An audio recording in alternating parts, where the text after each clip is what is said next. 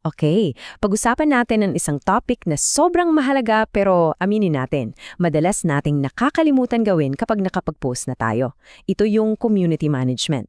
Pag-uusapan natin kung paano natin babaguhin yung mindset mula sa pagiging parang radyo na nagsasalita lang patungo sa pagbuo ng isang totoong-totoong usapan. Isipin niyo to, gumawa ka ng napakagandang content. As in, pinagpuyatan mo, ginalingan mo yung caption, perfect yung photo. And then, post. Ang sarap sa feeling, no? Pero pagkatapos nun, ano na? Anong susunod? Madalas, dyan tayo napapablangko, di ba? Dyan tayo natatapos.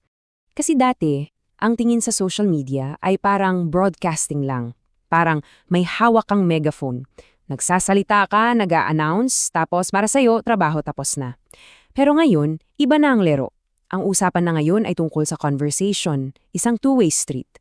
Dito ka nagtatayo ng relasyon. At dito mo dapat tandaan, ang totoong trabaho, nag-uumpisa pa ng pagkapindot mo ng post. So, ito yung magiging journey natin. Unang-una, ano ba tong two-way conversation na to? Pangalawa, paano harapin yung mga negative feedback? Pangatlo, paano tayo magiging proactive sa pagbuo ng community? Pang-apat, yung pagkakaiba ng voice at tone. At sa huli, ano ba talaga ang mapapala natin sa lahat ng to? Sige, umpisahan na natin sa unang bahagi. Ang two-way conversation, dito natin iintindihin ng malalim kung bakit yung moment na nag-publish ka, hindi yun yung katapusan. Yun pala yung simula. So, ano nga ba ang community management? Sa madaling salita, ito yung proseso ng pagbuo, pagpapalaki at pag-aalaga sa community mo. Parang hardinero ka. Hindi sapat na nagtanim ka lang, kailangan mo ring diligan, alagaan at kausapin araw-araw.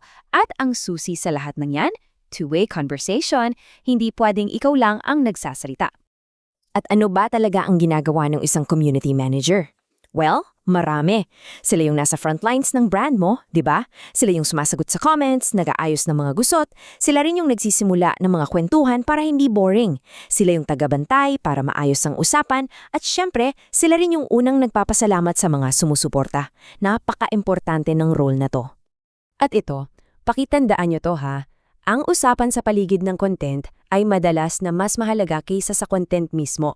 Pwedeng viral yung content mo, pero kung walang koneksyon na nabubuo, kung walang usapang nangyayari, parang bula lang yan na mawawala. Yung conversation, yun yung nagpapatibay sa relasyon. Okay, dito na tayo sa part na medyo nakakatakot para sa marami. Yung pag-handle ng negative feedback. Pero heto yung twist. Imbes na iwasan, tingnan natin to bilang isang gintong pagkakataon para patunayan na mapagkakatiwala ang brand mo. Ito ang rule number 1, as in non-negotiable. Huwag na huwag kang makikipagtalo sa customer and public. Hinding-hindi ka mananalo. Bakit? Kasi kahit na manalo ka pa sa argumento, talo ka sa mata ng lahat ng nanonood. Ang tingin nila sa'yo, ay ang hirap palang kausap ng brand na to. You lose their respect, and that's a much bigger loss. So paano yung tamang paraan? Meron tayong herd framework. Ito yung magiging guide mo. H, here, makinig ka muna. Intindihin mo kung saan talaga siya nanggagaling. E, empathize. Ipakita mong naiintindihan mo yung frustration niya. A, apologize. Mag-sorry ka para sa naging experience niya. R, resolve. Mag-offer ka ng solusyon at kung kailangan ilipat ang usapan sa private. At D, diagnose. Alamin niyo internally kung anong naging problema para hindi na maulit. At para mas malinaw, ito yung 4 na huwag mong gagawin. Una, huwag mag-delete ng comment. Lalo lang lalaki yung issue. Pangalawa, huwag makipag-away na pag-usapan na natin yan. Pangatlo, huwag sumagot ng galit o pikon. Huminga muna ng malalim. At pang-4, huwag mong is-scene zone. Ang pananahimik, yan ang pinakamasamang sagot sa lahat. Sige, mula sa pagiging reactive o firefighter, lumipat naman tayo sa pagiging proactive. Ito yung pagiging architect ng community mo. Hindi ka dapat nag-aantay lang ng usapan, ikaw mismo ang dapat nagsisimula nito. At paano yan gagawin? Simple lang.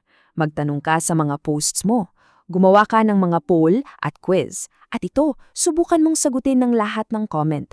I-feature mo yung mga gawa ng followers mo. Magpa-live Q&A ka. Gamitin mo lahat ng tools na yan para maramdaman nilang kasali sila. At nabanggit natin yung User-Generated Content o UGC. Ano ba to? Ito yung content na galing mismo sa audience mo. Bakit sobrang powerful nito? 3 bagay. Una, social proof. Sila na mismo yung nagsasabing maganda ang brand mo. Pangalawa, reward to para sa kanila. Parang ginigyan mo sila ng spotlight.